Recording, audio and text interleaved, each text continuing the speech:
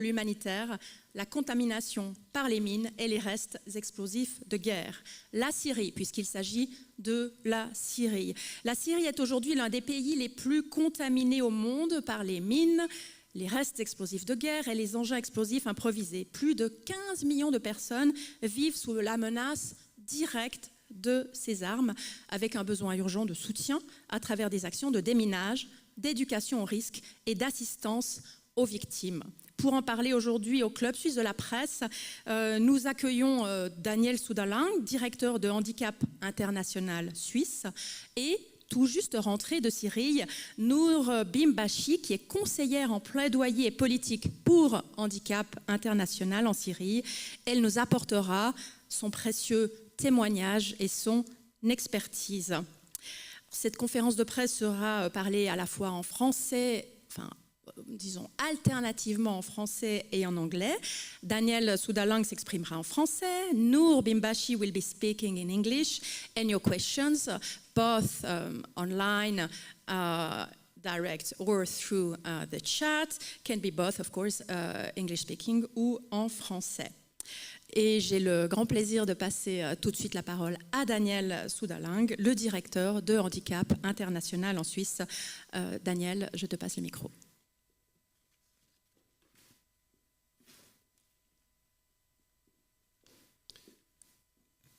Merci beaucoup Isabelle. Merci beaucoup au Club suisse de la presse de nous avoir invités pour cet événement sur la Syrie. Mon nom est Daniel Suda-Lang, je suis, comme ça a été dit par Isabelle, directeur de Handicap International Suisse. J'hésite un peu parce qu'il y a un écho qui est un peu désagréable, mais je pense que tout va bien, me dit-il. Ok. Alors, Handicap International est une ONG qui existe depuis une quarantaine d'années et qui se bat pour améliorer les conditions de vie des personnes en situation de handicap et vulnérables. On répond aussi bien aux urgences humanitaires que nous contribuons aussi à la réduction de la violence armée. Handicap International a une longue histoire également en Syrie, puisque c'est un pays dans lequel nous sommes présents maintenant depuis 13 ans. Ce territoire, comme ça a été dit par Isabelle, est aujourd'hui l'un des plus contaminés au monde par tout le spectre des armes explosives. Ce sont des bombes non explosées, des restes de bombes explosées, des mines antipersonnelles, mais également des mines improvisées, ainsi que des pièges explosifs et encore tout un ensemble d'autres armes. Les zones urbaines sont particulièrement touchées. Des grandes villes comme Raqqa, comme Alep-Est, comme Homs ont été entièrement dévastées par des bombardements. C'est ainsi que les experts parlent aujourd'hui d'un millefeuille d'explosifs nécessitant des opérations de décontamination particulièrement complexes. Nous sommes en Syrie depuis 2012 avec un peu plus que 330 collègues. C'est donc une équipe assez conséquente. Nous soutenons des personnes en situation de handicap et celles qui ont été blessées par ce conflit, et puis on mène donc différents types d'activités. Par exemple, nous assurons des soins de réadaptation aux personnes en situation de handicap ou aux personnes blessées par les violences armées.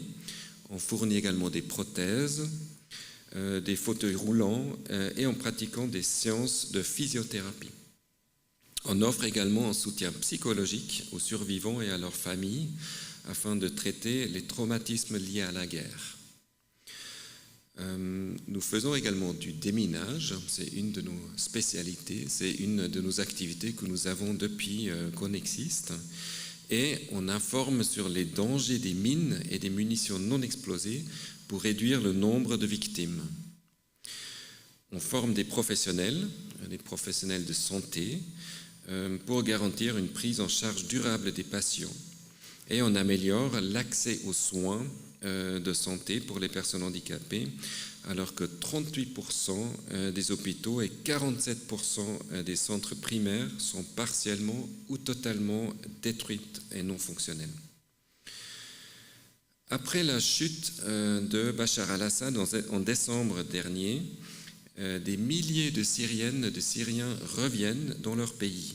Pour beaucoup, c'est un retour synonyme d'espoir après des années d'exil forcé. Mais c'est également un retour extrêmement dangereux.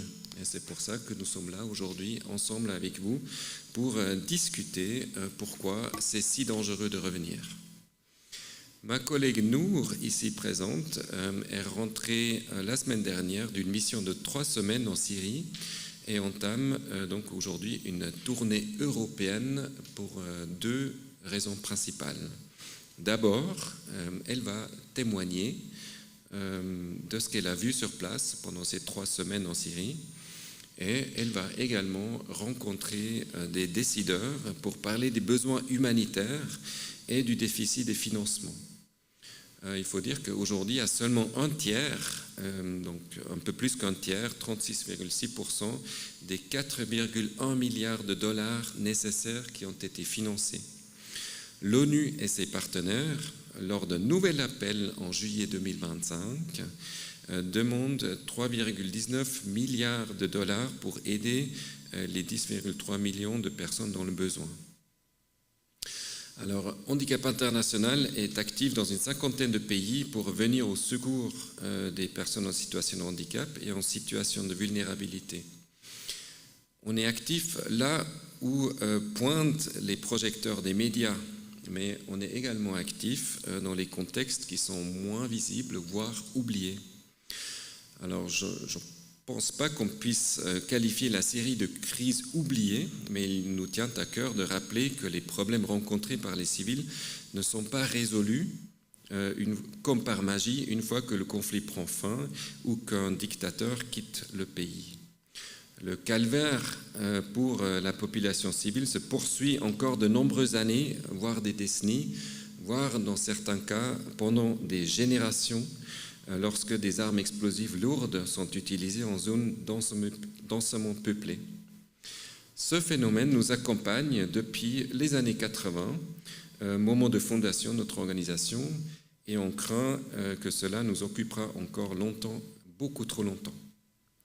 Je remercie donc le Club suisse de la presse pour l'organisation de l'événement aujourd'hui, et je remercie également les nombreux médias présents aujourd'hui avec nous pour découvrir le témoignage de ma collègue Noor, qui est arrivée à Genève hier et puis qui va rester encore avec nous jusqu'à demain, dans l'idée de témoigner auprès d'un maximum d'interlocutrices et d'interlocuteurs au niveau des gouvernements, des agences ONU et également de la presse. Donc merci beaucoup de nous avoir et puis je vous souhaite une bonne discussion.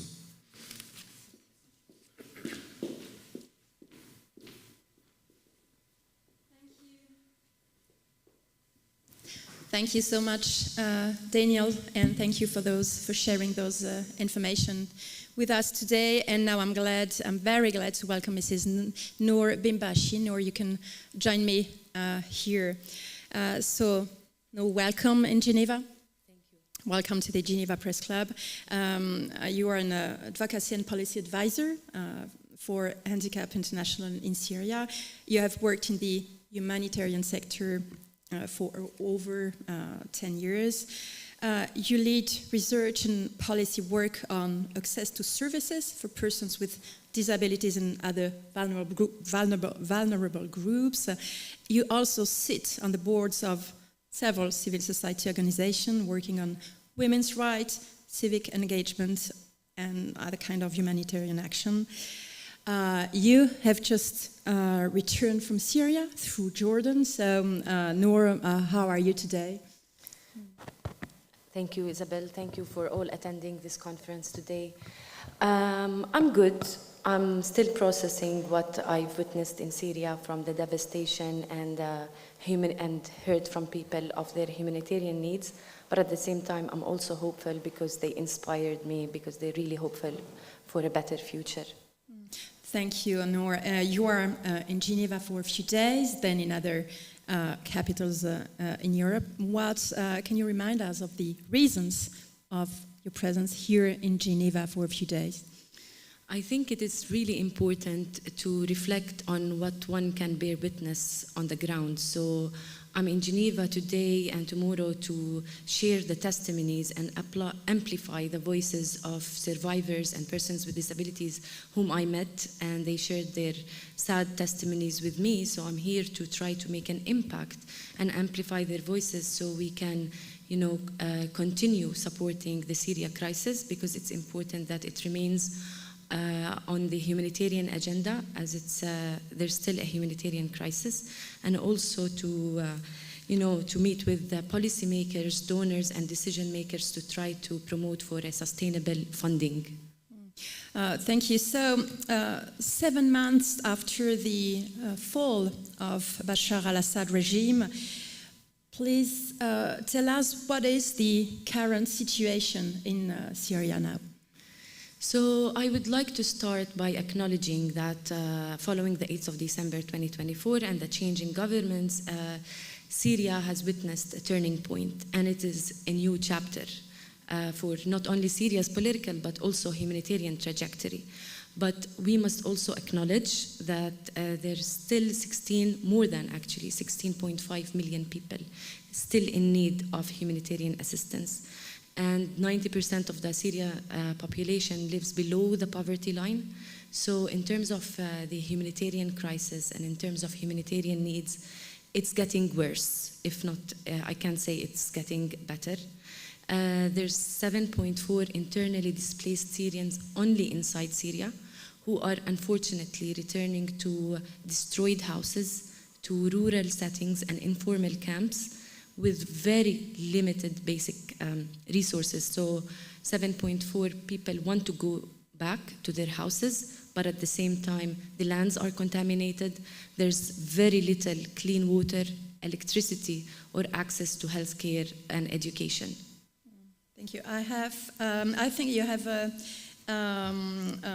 video to share with us about this question of destruction. Yeah, so one of the first videos that I would like to show you is from northeast Syria in Deir ez-Zor. And just to give a glimpse of Deir ez-Zor, it was a city on the front line in the war in Syria. So it is a city divided by destruction, and it was divided by bombing and shelling. And you can see when I arrived there, all I could see was destruction. So I tried to take some videos to try to show you that what people are returning to and what people are living in.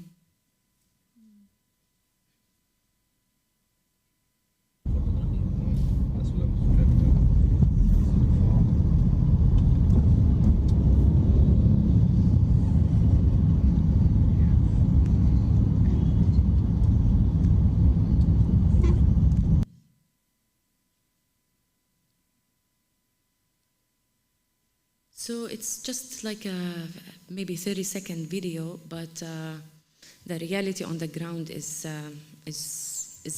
so sad, and Syria needs a lot of time for reconstruction, development, and recovery, and so that's why we need to, always talk about Syria and its people, because they have great resilience and they're very hopeful to rebuild their country back. So you spent 3 weeks in Syria. So can you tell us where you went in Syria? What kind of places did you visit? Cities, villages, countryside? Where did you go and what did you see?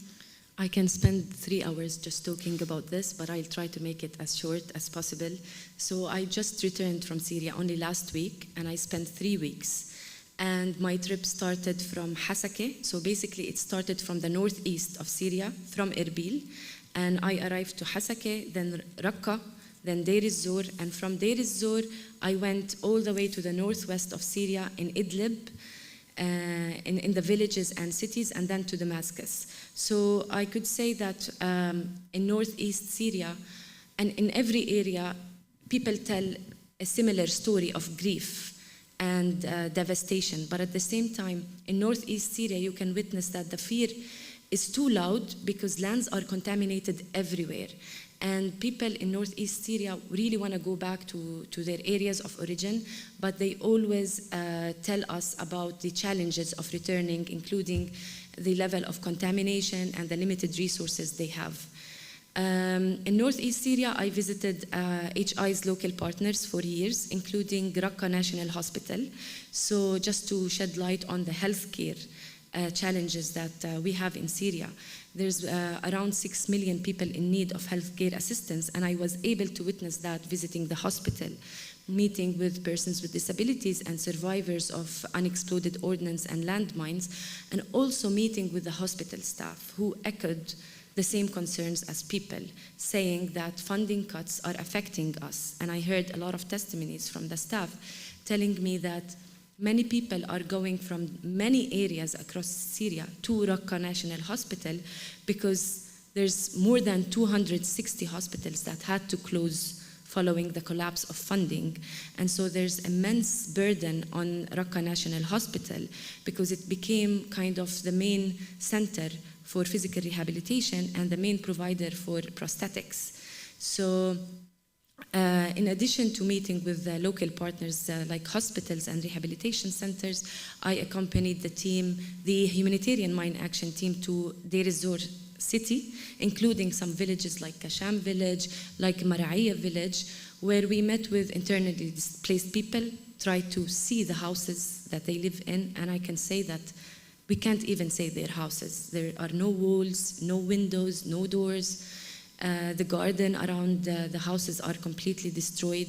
So it's really heartbreaking, and it also shows the urgent demand for increased efforts to clear the lands and also for sustainable funding in mine action.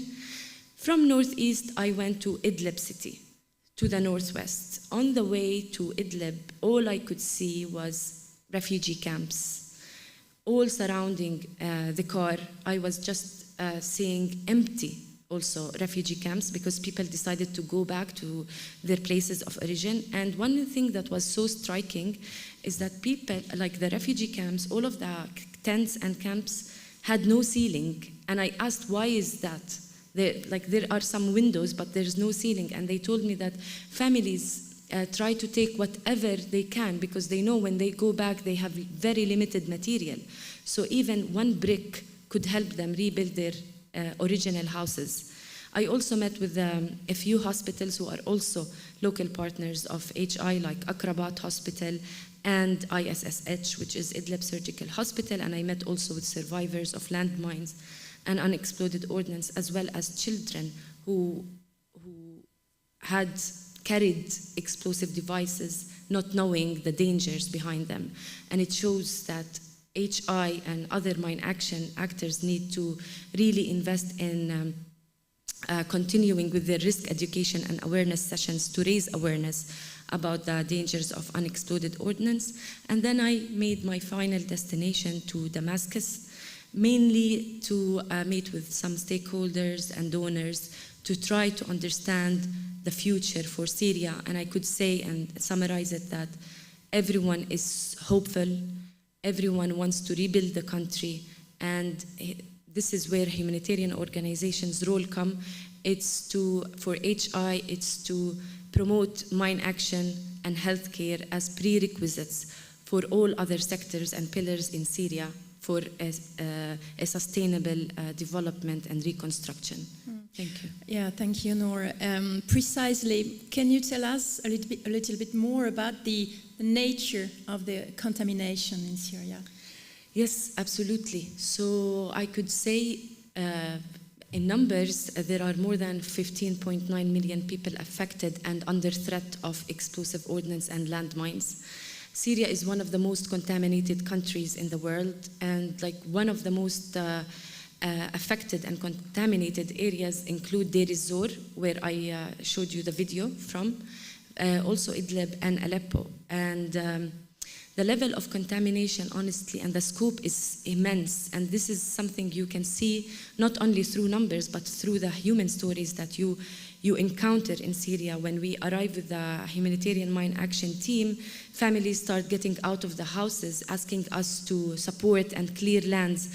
But in one day, you can only help a few families. You can't help the whole community. And so you really understand that the scope is overwhelming. And I can say also that it's not decreasing basically because the humanitarian shrinking space is affected by funding cuts, although we need to expedite every effort we have to clear lands and to also save lives and rebuild communities. And so mine action is truly a prerequisite for all other interventions, because also contamination is linked to livelihoods. And we hear and we see that most of the casualties in Syria that take place, they are in farmlands and grazing areas. And so since 8th of December until September 2025, until only last week, 1,380 casualties have been reported in Syria, including children. The majority are children because they don't know that they should avoid such explosive devices. So the level of contamination is immense, and we need every bit of effort to support in that. I think you have a video to share that was filmed in a village called Kasham. Yes, so in Kasham village, it's in Deir ez-Zor, and it's one of the first villages that HI visited. HI right now goes 3 or 4 days a week, because the scope of contamination in Kasham is huge, and it was a former frontline, unfortunately, and so it's really bad. But I have to say that I also met with a lot of children in Kasham who explain the struggle of contamination. So we can see the kind of unexploded ordnance in the video. This is an IED store. Okay. These were called Hell's Cannon. Hell's Cannon. So basically it's a gas bottle, and they fit doesn't have a long range. Yeah. But obviously arriving onto you is not good.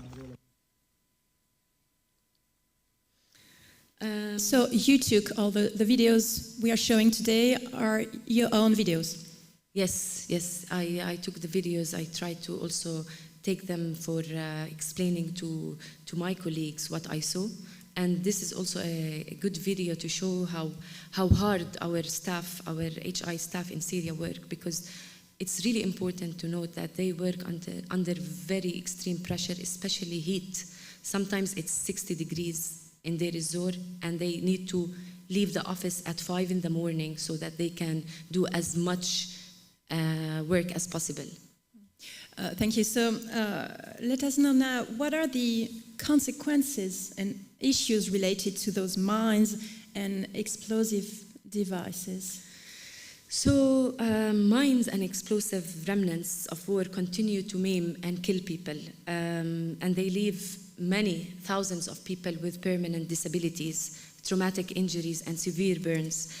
And the problem is that persons with disabilities in Syria face immense risks, especially because, for example, 28% of the Syrian population live with a disability. And in northeast Syria in particular, where I visited and the videos are from, the prevalence of disability reaches 36% to 48%. So, and we should emphasize that the global average of disability is 16%, which means it's more than double the prevalence. And it's bad because when someone is injured or has an amputation because of these accidents, they suffer again from very limited healthcare assistance. And so 65% of the population are in need of healthcare assistance, but they don't find any. So reintegrating into life like other people is also very, very difficult. Some regions like Deir ez-Zor city, it's one of the most contaminated areas in Syria. It amounts for a quarter of explosive ordnance accidents, unfortunately. And something important to say is that while we and other donors and policymakers and everyone supports the voluntary return of Syrians to Syria, we should also emphasize that they should return to a conducive and safe environment where they can rebuild their homes and in safe lands. So the consequences are too many, As I said, mine action affects all other sectors like education, healthcare, and also very importantly, livelihoods. Because when I met survivors of landmines and explosive ordnance, they told me, I quote, job opportunities in Syria are extremely difficult to find. So you can imagine that for persons with disabilities, they are almost impossible. And losing a limb means losing work, dignity, and the ability to provide for the family. So it affects every pillar of life.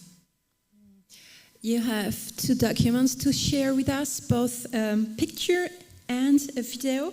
We're going to start with the picture, I guess. So please let us know what this picture was taken in May of this year in Deir el-Zor. So what are we going to see on this picture? Maybe we can show the picture on the screen. Okay. What do we see on the picture, and why do you think it's important for us to see this picture?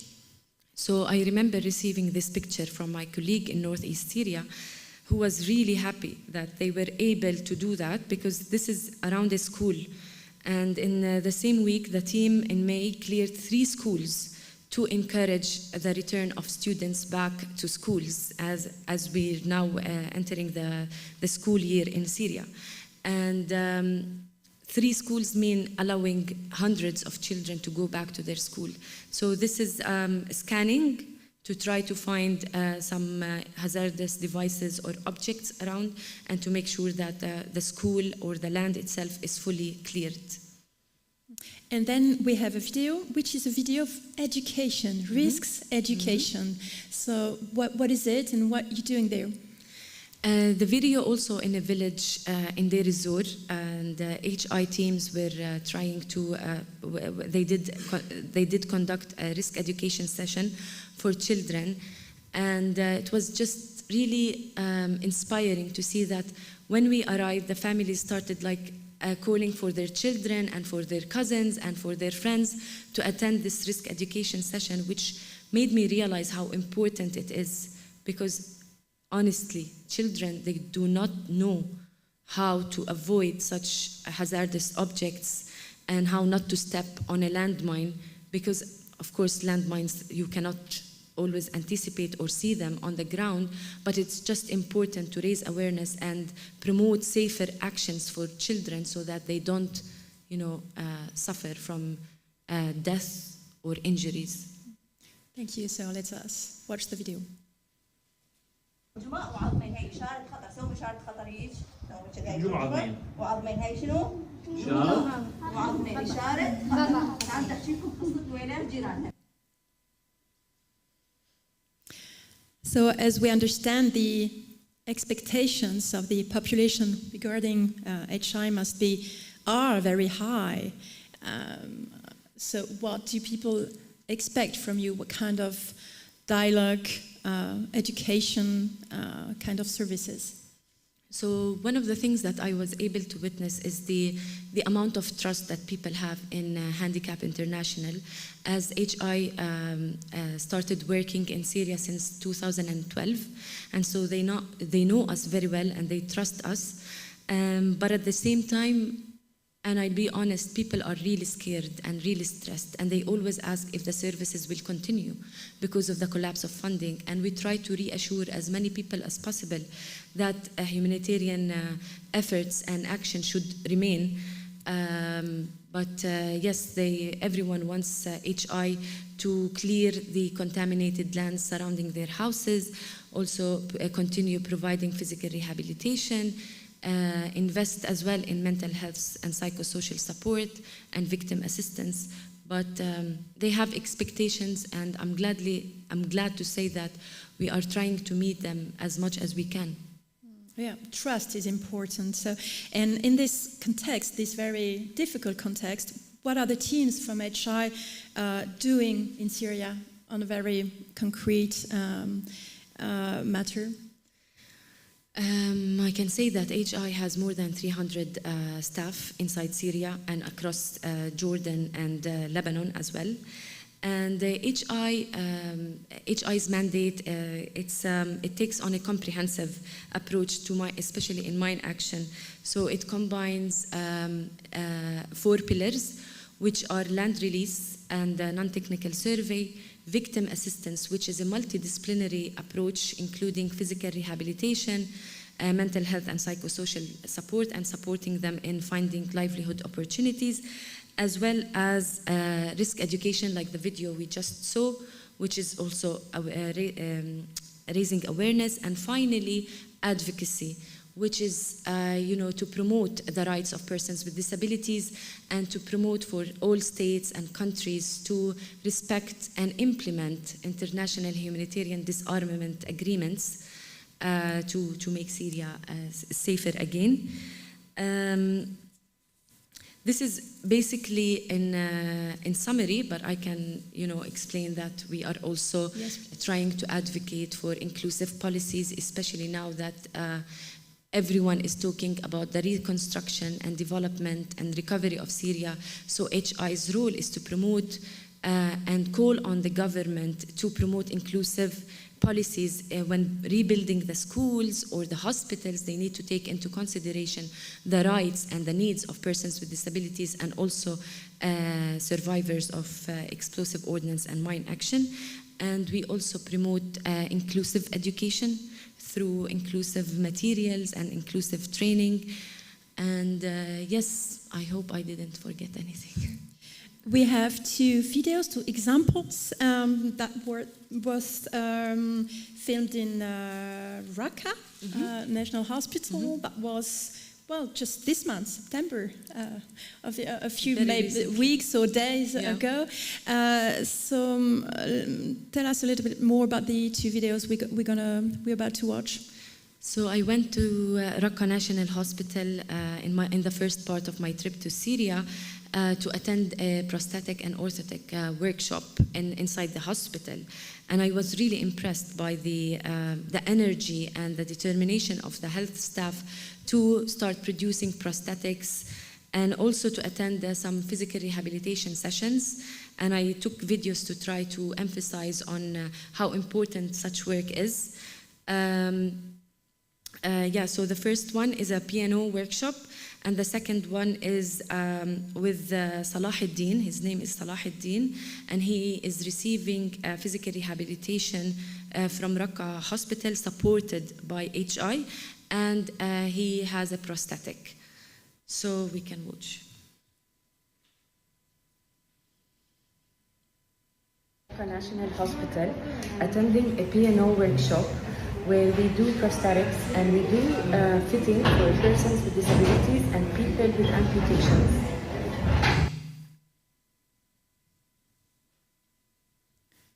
I am currently at Raqqa National Hospital and specifically in the physical rehabilitation room, where I'm meeting with HI beneficiaries who were injured because of explosive remnants of war and mines. Is there something maybe you'd like to add about these 2 videos?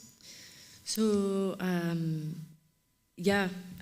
Salahuddin, I don't even forget his name because he had his children around when we were having the interview, and I was asking him about the situation and what happened, like the accident, and I asked him, what are your hopes for the future? And he just simply said that I hope my children won't have to suffer like I suffered.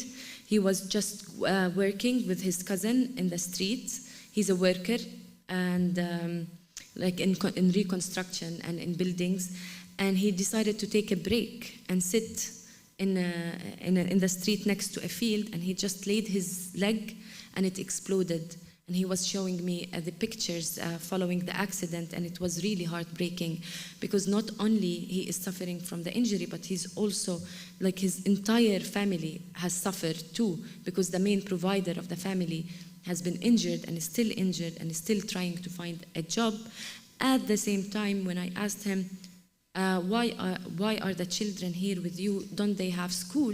And he said that education remains in crisis. And then I dig deeper into the issue, and I found out that there are more than 2.4 million children from the age of 5 until 17 who are out of school. So, yeah. That remains a very important, very big problem. Yes, indeed. Okay. Thank you so much, Noor. Now I suggest we open a Q&A session. So I will ask Daniel Suda-Lang to join us so you can both answer questions about what has just been said.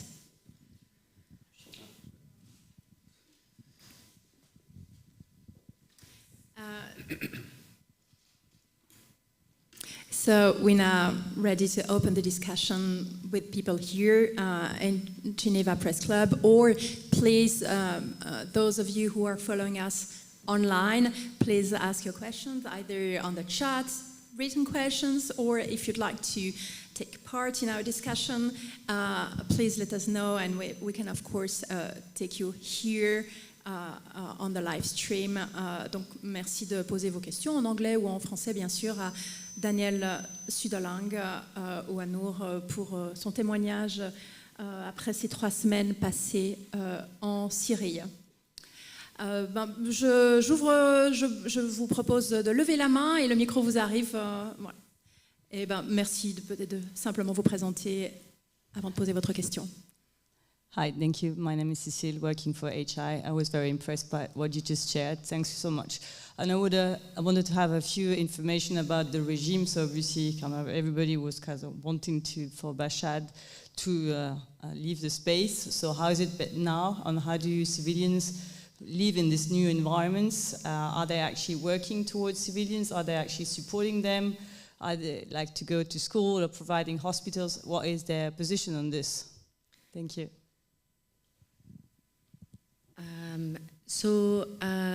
HI, as a humanitarian organization, we are working with many stakeholders, including with the government to actually expand our areas of intervention. And with the meetings that we had, it's obvious that also the government is interested and is willing and wants to rebuild the schools and the hospitals and to invest in reconstruction.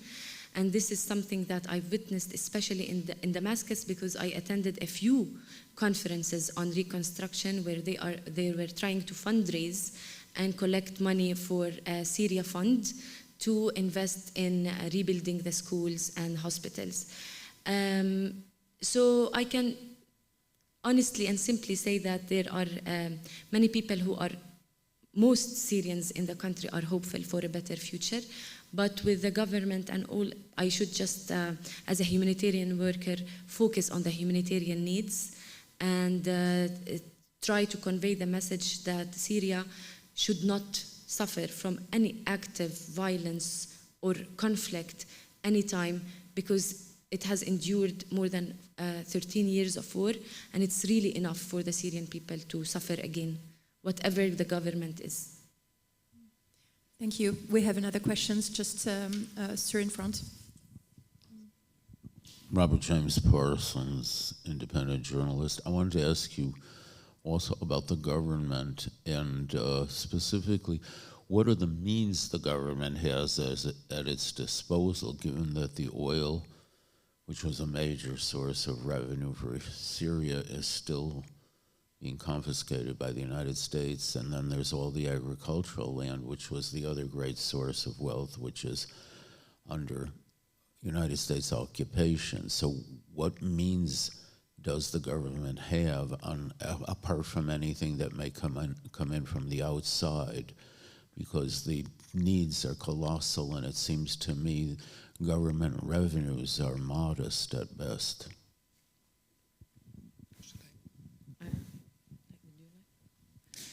Je vais répondre en français. Donc notre objectif et puis notre priorité, c'est de pouvoir intervenir dans les différents contextes qui ont été décrits par Noor, qui sont extrêmement difficiles. Et puis nous, ce qu'on affronte comme défi aussi, c'est de le faire avec les moyens que nous avons à disposition.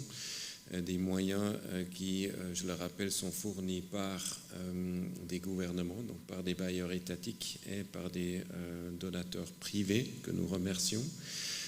Et nous faisons face à une baisse des financements publics qui est globale et qui est massive.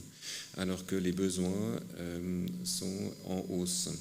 Donc ça, c'est notre premier défi. Et notre deuxième, c'est d'avoir toujours accès à des populations qui sont dans le besoin. Et puis ça, c'est souvent aussi un très gros défi, aussi bien pour faire les activités de déminage que les activités d'éducation au risque, que encore la réadaptation.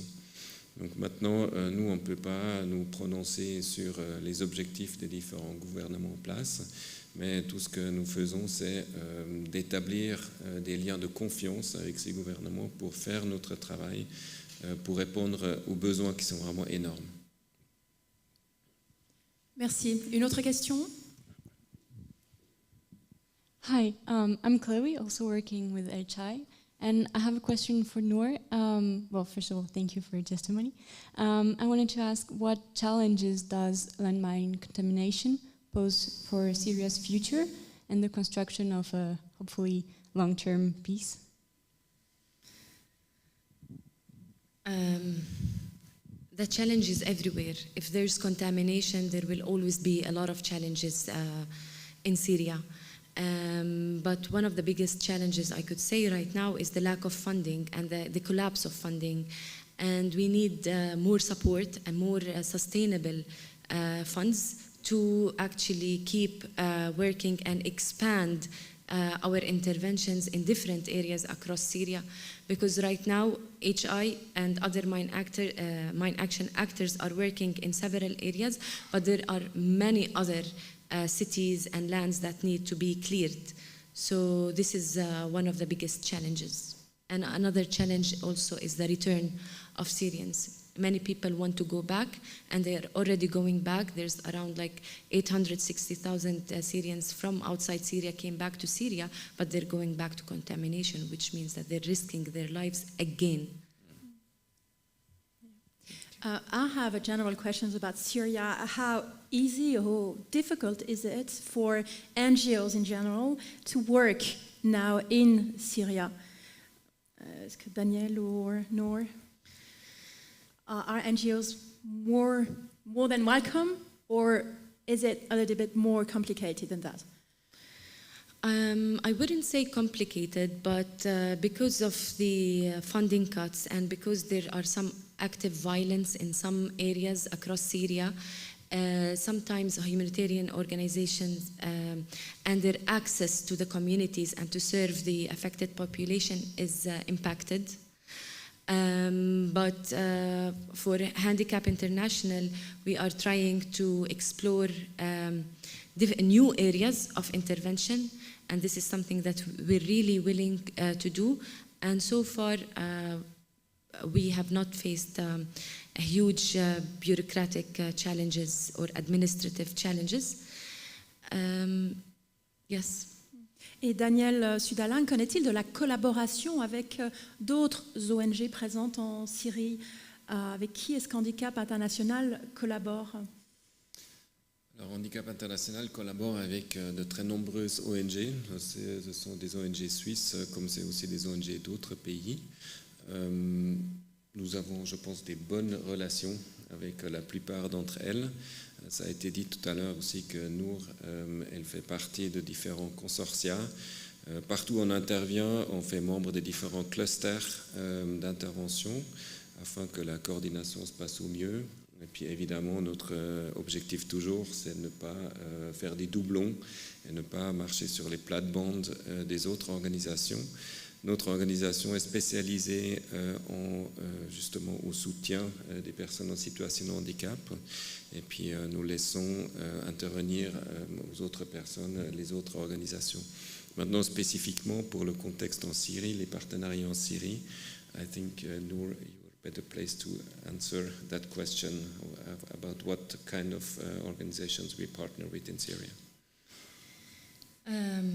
The kind of partnerships vary from hospitals, local hospitals, to some organizations that support persons with disabilities, like OPDs, and also with other stakeholders like the UN, through, as I understood, Danielle, that you said through different clusters and working groups. And it's also important to mention that HI is hosting the Mine Action Co-Coordinator in Syria. And so we have a closer role to work with the Mine Action Co-Coordinator and try to understand the picture from close. And for me, as Noor, I'm also taking part in several advocacy working groups with other organizations like the NGO Forum, which includes, after the change of governments, it includes local and international organizations together. And it's really good to finally have the platform where people can sit and talk and address the challenges and try to find solutions together.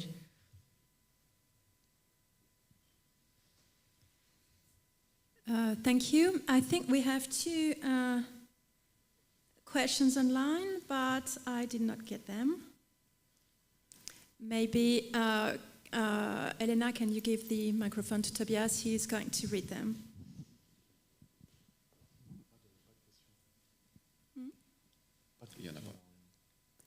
Okay, so no message. So, are there any other questions here? D'autres questions ici?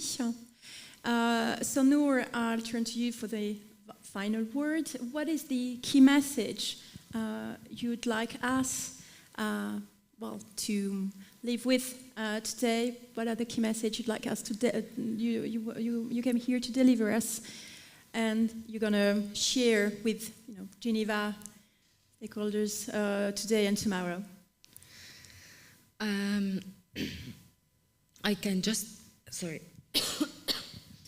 I can just conclude by saying that after more than 13 years of conflict, Syria and Syrians really deserve to live in peace and to have their humanitarian needs met. So I'm here in Geneva to remind everyone that with all of the changes and political changes that happened, there is still an increasing humanitarian crisis. Syria is one of the largest refugee and displacement issues in the world.